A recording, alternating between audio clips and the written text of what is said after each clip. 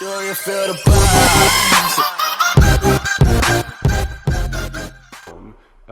Section 38 of the Withdrawal Act that made it clear that the law in this country is made by Parliament. That has been our historic constitutional position. The Prime Minister himself has pointed out that the EU in these negotiations is not acting with good faith.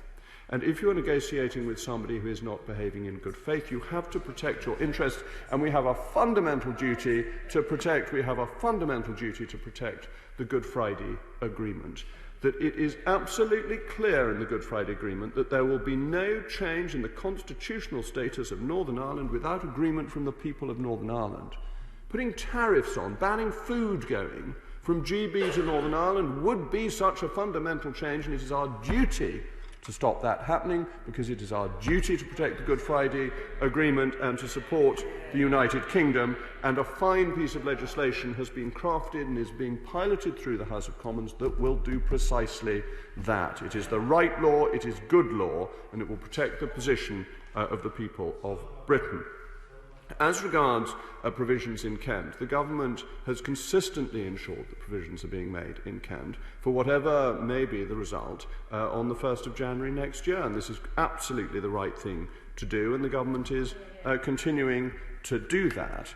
As regards testing, well, I think one has to be reasonable about this. And I wasn't here last week because I was awaiting a test. And that's quite right, that people who have family members who have developed symptoms must self-isolate. And her right honourable friend, the right honourable gentleman, the Leader of the Opposition, also did the right thing in self-isolating until the test result came back. We all have an obligation to try and stop a dangerous disease spreading.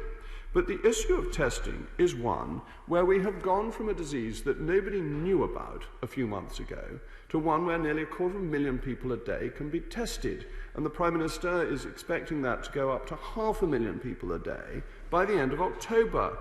And instead of this endless carping, saying it's difficult to get them, we should actually celebrate this phenomenal success of the British nation in getting up to 250,000 tests of a disease that nobody knew about until earlier in the year. That is a success of our scientists, our health experts, and of our administration. And yes, there's demand for more. Yes, demand exceeds supply.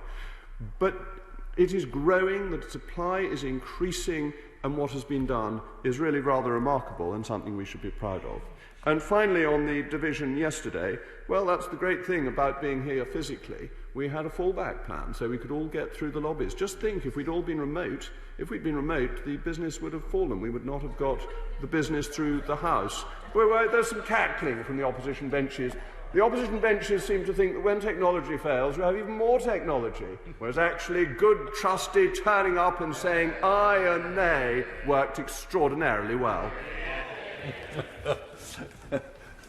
I'm not quite sure it's that easy, but there we are. Just to say that we've got Ian Littlegranger awaiting us. Ian Littlegranger.